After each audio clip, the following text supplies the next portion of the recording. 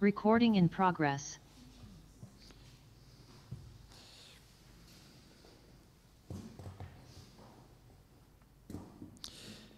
Un poquito. Bueno, quería decirles antes que nada que Sergio me avisó que no podía venir, ¿cómo era? Sergio Arriola, porque estaba trabajando. Él trabaja en una actividad ligada a los bancos, que en la parte de seguridad, y estaban cambiando unos cajeros automáticos. Esas son tareas que llevan bastante tiempo. Así que, bueno, me comentó que no venía, manda saludos. Bueno, eh, me estoy adaptando a esta cosa que me dieron en el trabajo que me viene bien para la iglesia. Así que vamos a ir a Malaquías. No solemos ir a Malaquías mucho. Malaquías, bueno, fue un profeta. ¿Qué característica tiene Malaquías? Si yo les pregunto, decime algo distintivo de Malaquías. A ver, sí, fue profeta, pero ¿qué me pueden decir? Algo rápido, así, que sale a la vista enseguida. Que el nombre empieza con M. ¿Qué más? Profeta menor. ¿Qué dijiste? Post-exilio.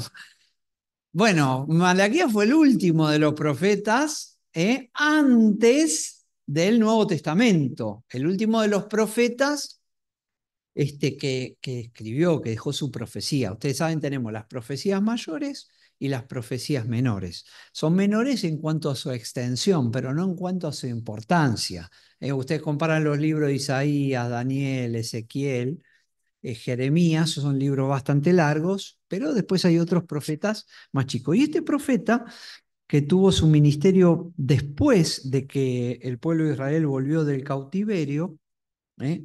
Estuvo cautivo el pueblo de Israel en el norte con los asirios y el pueblo de Judá con los babilónicos. Pero bueno, Israel ya estaba todo de vuelta, digamos, en su tierra y todos sabemos que ellos fueron cautivos por sus pecados.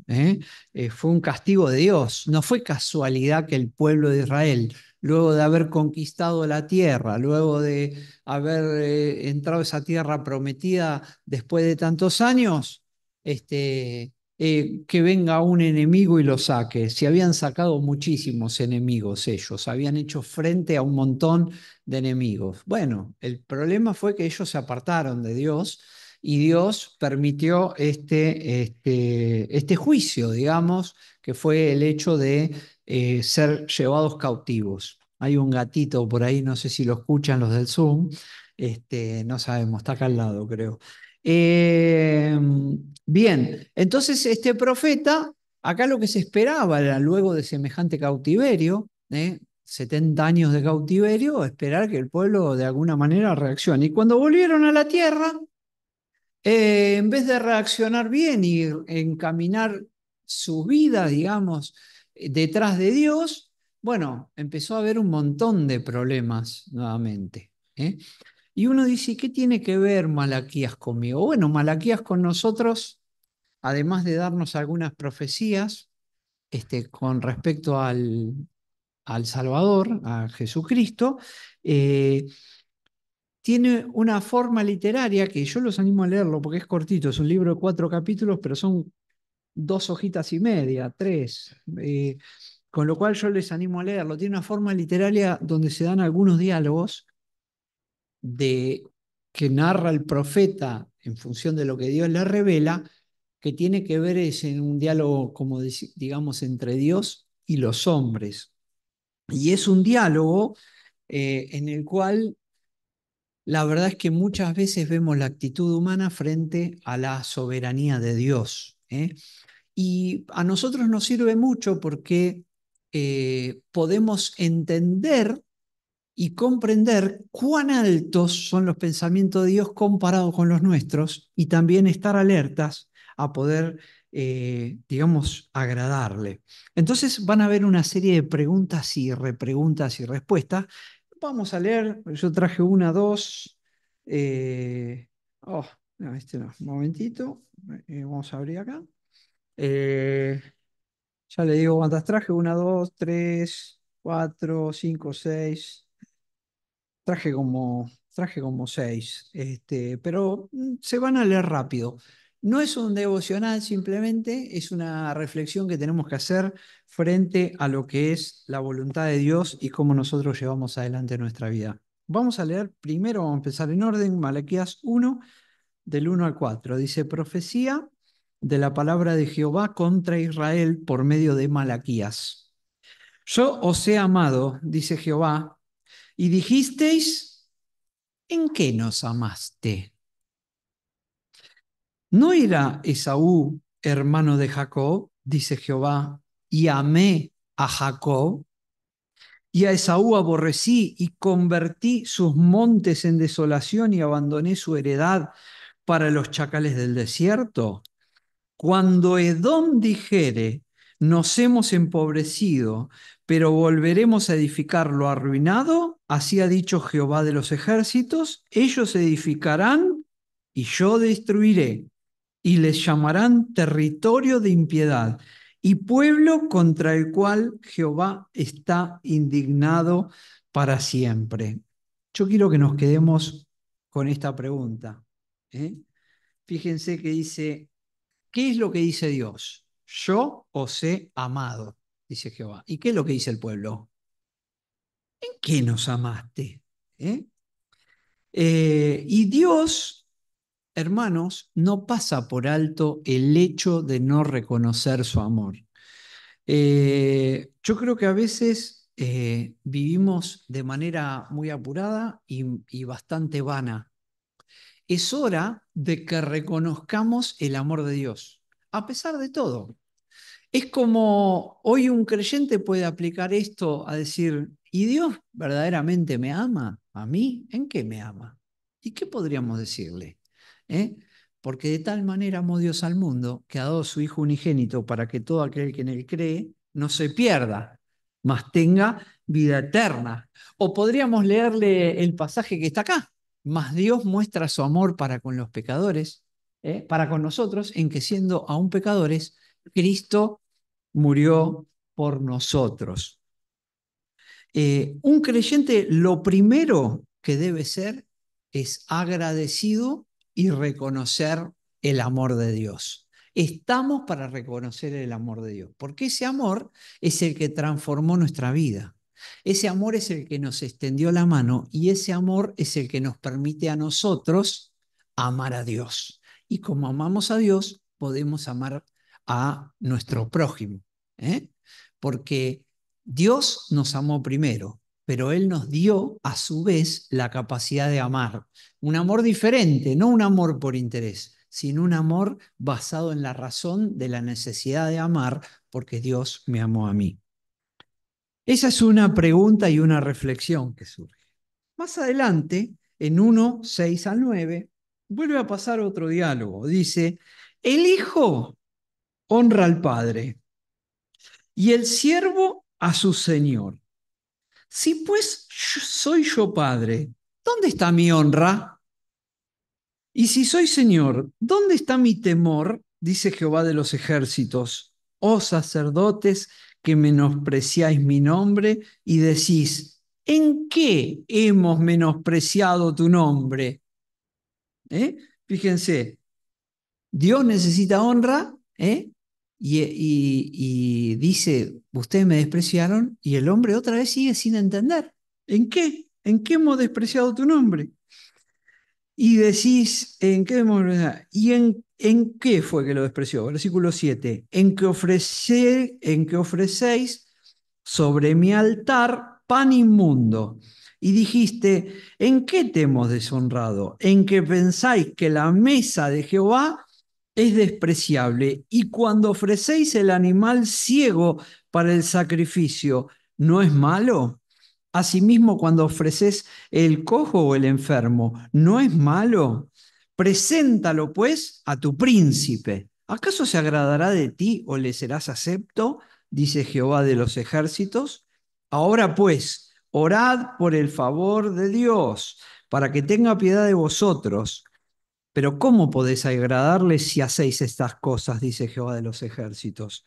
¿Eh? Segunda pregunta y segunda necesidad para con Dios. Honra y temor.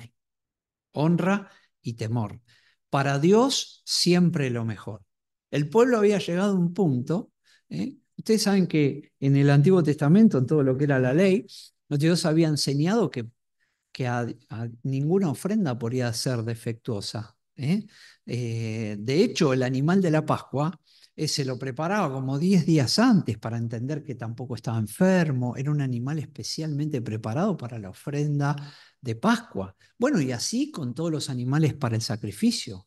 Uno no podía llegar a Dios y decirle, mira, te traje un regalito. Es como cuando, imagínense que van al cumpleaños de alguien y le compran una ropa que tiene toda una falla.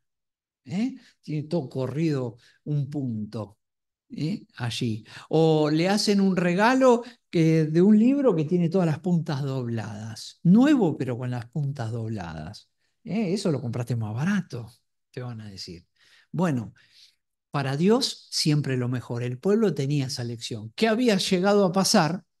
Que habían deshonrado el nombre de Dios y ya sacrificaban, uy, este animalito que le falta un ojo, bueno, este para la ofrenda. Si total va a morir, si total va a morir. ¿Eh? Y no tenían temor, no solo que no tenían honra, sino que no tenían temor. Tomaban como cosa liviana los sacrificios a Dios. Los creyentes también podemos caer en este tipo de actitudes. Cuando damos lo que nos sobra y lo peor para la iglesia, ¿eh? Ah, bueno, vamos a decorar la iglesia y ese cuadro que estoy por tirarlo lo traigo a la iglesia. Le voy a dar, uy, se me arruinó la silla esta que está toda rayada, bueno, la llevo para la iglesia. ¿Eh? O voy a dar 100 pesos para la ofrenda. ¿Eh? Eso es falta también de temor. ¿Por qué? No porque sean 100 pesos o porque... es porque no estamos dándole la importancia a Dios. Por eso Dios dice, llévale esa ofrenda a tu príncipe. ¿Eh? Como diciendo, porque a mí no me ves, me das lo peor. Sin embargo, cuando tenés que ir y hacer la ofrenda al que te está viendo, no le llevarías eso. ¿Eh? Honra y temor. Dios quiere honra. ¿Qué es honra? Reconocimiento. Honramos a Dios cuando le reconocemos como el creador del mundo, como el Señor del universo. Y le tememos cuando lo tratamos como tal. Lo tratamos como, no solo lo reconocemos, sino que nos acercamos a Él con ese temor. Nos acercamos a Él con esa reverencia. Muchas veces queremos poner a Dios al lado nuestro. Dios en realidad nos puso el consolador en el corazón, pero Dios no está al lado nuestro. Dios está arriba nuestro. ¿Eh? Que nunca nos olvidemos de eso. Vamos a seguir leyendo. Y vamos a ir ahora a Malaquías 2:13. 2:13. Otro diálogo. Dice, y esta otra vez haréis cubrir el altar de Jehová, y esta otra vez haréis cubrir el altar de Jehová de lágrimas, de llanto y de clamor. Así que no miraré más a la ofrenda para aceptarla con gusto de vuestra mano. Mas diréis, ¿qué? Porque Jehová ha atestiguado entre ti y la mujer de tu juventud, contra la cual has sido desleal, siendo ella tu compañera y la mujer de tu pacto. ¿No hizo él uno, habiendo en él abundancia de espíritu? ¿Y por qué uno? Porque buscaba una descendencia para Dios. Guardaos, pues, en vuestro espíritu y no seáis desleales con la mujer de vuestra juventud, porque Jehová Dios de Israel ha dicho que él aborrece el repudio y al que cubre de iniquidad su vestido, dijo Jehová de los ejércitos. Guardaos pues en vuestro espíritu y no seáis desleales. Es un llamado, eh, es un llamado a respetar el pacto matrimonial. Fíjense el nivel que tiene el pacto matrimonial que está puesto en estos diálogos, que son escasos diálogos que hacen a la honra a Dios, ¿eh?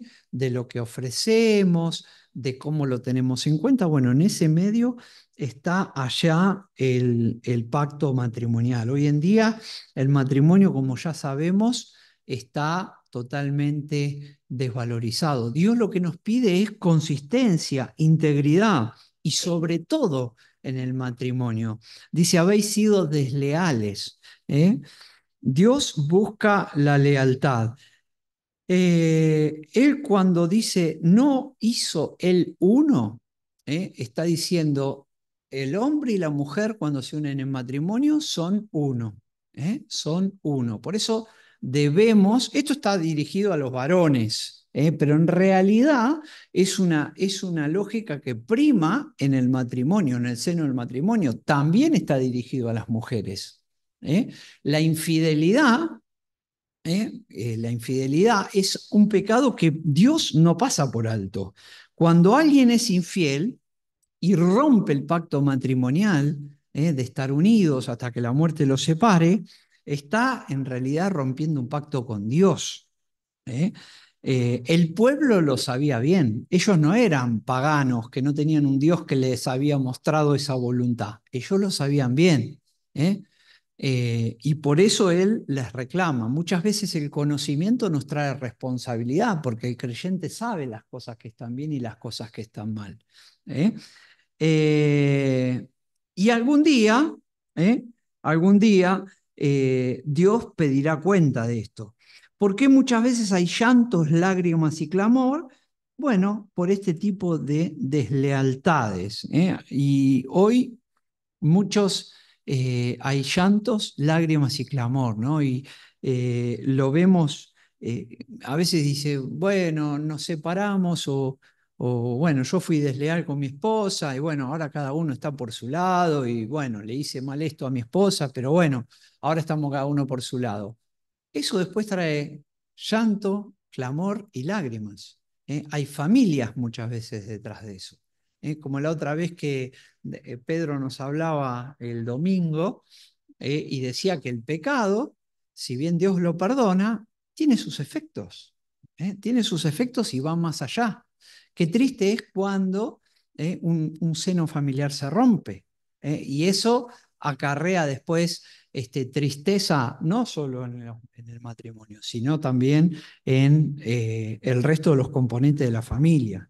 Vamos a ir acelerando. Malaquías 2:17 dice, habéis hecho cansar a Jehová con vuestras palabras y decís, ¿en qué le hemos cansado? En que decís, cualquiera que hace mal agrada a Jehová y en los tales se complace. O si no, ¿dónde está el Dios de justicia? ¿Eh? Bueno, este es un llamado a la firmeza, y a la prudencia. Muchas veces pasa que el cristiano pierde la paciencia en el mundo que vive. ¿Eh? Muchos pierden la paciencia, se enojan con Dios porque dicen al final, el que hace mal, Dios le agrada a Dios. Es una imprudencia total decir eso. Siempre Dios va a pagar justamente a cada uno según lo que haya hecho. No siempre eso va a ser en el tiempo que nosotros esperamos. Y a veces eso puede ser una prueba para nosotros para mostrar nuestra fe a Dios. ¿Eh? Vivimos en un mundo muy hostil, ¿eh? Y a veces vemos que el que hace mal prospera. ¿Eh? Si uno va y lee los salmos y los proverbios, va a haber un montón de esas situaciones. Cuando ven que el impío prospera, como se dice en la Biblia, o los malos prosperan. Bueno, una cosa es eso y otra cosa es llevar eso a nuestro discurso y a un enfrentamiento con Dios. ¿Eh? Eso cansa a Dios. ¿eh? Después que el hombre no diga, ¿y en qué lo cansé a Dios? Y bueno, lo cansaste a Dios en que te la pasaste quejándote de que Dios se agradaba de los malos. ¿Eh? Un día, dice la Biblia, en 2 Corintios 5:10, es necesario que todos comparezcan, que todos los creyentes, digamos, ¿no? Comparezcan ante el tribunal de Cristo para que cada uno reciba según lo que haya hecho mientras estaba en el cuerpo, sea bueno o sea malo. Ese es un juicio, el juicio de los creyentes. Galardón o no galardón, porque a veces lo que pasa también es que hay creyentes que no se manejan como deben. Y ojo con esto, porque puede pasar que veamos creyentes que no se manejan según la palabra de Dios y que nosotros estemos aceptando. Cuidado con eso. Ah, bueno, no, bueno, pero ya, y si en las iglesias se hace, no pasa nada. No, porque en las iglesias se haga algo que contradice la voluntad de Dios, no quiere decir que esté bien. Cuidado con eso, porque algún día todos los creyentes compareceremos ante el tribunal de Cristo. ¿Eh? Uno ve, nosotros siempre aconsejamos, y lo hemos hecho, bueno, no ir a boliches, a bailar, pero ¿por qué? ¿Por qué no ir a un boliche? A ver, ¿por qué? Es propenso al pecado. ¿En qué? ¿En qué? ¿Está mal bailar? ¿Es un pecado en sí bailar? Vos podés bailar con tu señora y no es pecado. En tu casa, si no te ven, ¿no? Este, pero sí, no sabemos, por eso es un gran bailarín. ¿Eh? Este, ahora, eh, nosotros recomendamos no hacerlo en público, porque eso sí genera, es como exponer la intimidad muchas veces, la sensualidad, sacarla del lugar que corresponde. Y además, todo lo demás, que el mundo hoy en día, los boliches en el mundo y todo, tienen más que ver con relaciones totalmente carnales y pasajeras que con un compromiso como Dios está buscando que un creyente haga. Entonces, si decimos no bailemos, no vayamos a los boliches, ¿por qué a veces en las iglesias se está aceptando el baile entre los creyentes? Porque lo haga tal iglesia no quiere decir que está bien. ¿Se entiende lo que digo? ¿Eh? Así que cuidado, cuidado con juzgar conforme hacen otras iglesias, sino que tenemos que jugar conforme a la voluntad de Dios. Ese es un tribunal, pero después hay otro tribunal. Ese es el tribunal de los creyentes, pero dice otro en Apocalipsis 20:12, y vi a los muertos, grandes y pequeños, de pie ante Dios, y los libros fueron abiertos, y otro libro fue abierto, el cual es el libro de la vida, y fueron juzgados los muertos por las cosas que estaban escritas en los libros. Ese es el juicio del gran trono blanco. Entonces, Dios tampoco se olvida de ellos. No se olvida ni del creyente ni del no creyente. El no creyente, tribunal del juicio del gran trono blanco, y el creyente ¿eh? recibirá o no recibirá recompensa en función de lo que haya hecho. Y se irá avergonzado. Cuidado. ¿Eh? Será avergonzado en ese día porque sufrirá pérdida, dice en el tribunal de Cristo. Bueno, Malaquías 3:7 al 11. ¿Cómo estamos de horario? Bastante mal, ¿no? No, a ver, 7:30. Estamos, sí, estamos. Tengo. No, tengo media hora, 40 minutos más. Versículo 17 dice, 7, perdón, 7 al 11, dice: Desde los días de vuestros padres os habéis apartado de mis leyes y no las guardasteis. Volveos a mí, y yo me volveré a vosotros, ha dicho Jehová de los ejércitos. Mas dijiste, ¿qué dijo? ¿En qué hemos de volvernos? Y acá viene: ¿robará el hombre a Dios? Pues vosotros me habéis robado. Y dijiste, ¿en qué te hemos robado? En vuestros diezmos y ofrendas.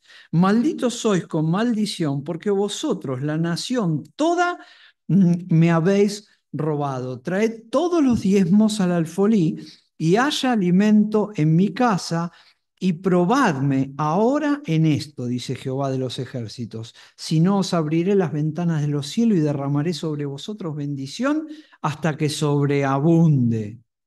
¿eh? Reprenderé también por vosotros al devorador, y no os destruirá el fruto de la tierra, ni vuestra vid en el campo será estéril, dice Jehová de los ejércitos. Y todas las naciones os dirán, bienaventurados, porque seréis tierra deseable, dice Jehová de los ejércitos. Se habían olvidado de diezmar, ¿eh? En el Antiguo Testamento, el diezmo y las ofrendas eran ley, ¿eh? Siguen siendo ley del Antiguo Testamento, ¿eh? Ahora, el creyente hoy no tiene eso como una obligación. ¿Por qué? Y bueno, por varios motivos. Primero, porque ya hubo una ofrenda por el pecado que no es falta hacerla más. Segundo, porque el sacerdocio cambió de ser un sacerdocio arónico. ¿Qué era el sacerdocio arónico? La descendencia de Aarón eran eran los sacerdotes del templo, ¿eh? Y los levitas que cuidaban el templo eran familias, sacerdotes levitas que había que mantener. Ellos se dedicaban todo el día a las cosas sagradas. Entonces, con el diezmo de cada una de las otras 11 tribus, por así decirlo, se mantenía el servicio ese. Ahora, nosotros hoy, todo lo que llevamos adelante, lo mantenemos nosotros en la iglesia, ¿eh? Si hay que pintar el salón, si hay que comprar una merienda, si hay que arreglar un banco, comprar algo de sonido, etcétera, pagar la luz. ¿Y por qué? ¿Por qué no vamos y lo pedimos en la municipalidad o no vamos a una ONG? Porque Dios quiere que la obra sea hecha por los creyentes. Nosotros no dependemos de nadie, solo dependemos de Dios. Entonces el corazón que ofrenda, ¿eh? Es un corazón visto con agrado por parte de Dios, ¿eh? Eh, no hacerlo es apartarse de Dios. Dios quiere que sigamos teniendo nuestra prioridad en Él. Hay un versículo que dice, lo tengo acá, dice 2 Corintios 9:6. Dice, pero esto digo, el que siembra escasamente, también segará escasamente, y el que siembra generosamente, generosamente también segará. ¿Eh? Hermanos, eh, el ejercicio de dar, que es voluntario, ya no es obligatorio, y ya no tiene una línea de decir tiene que ser el 10, tiene que ser el 8, tiene que ser el 20, es un ejercicio de libertad del corazón del creyente, pero es un ejercicio que también trae promesa de Dios.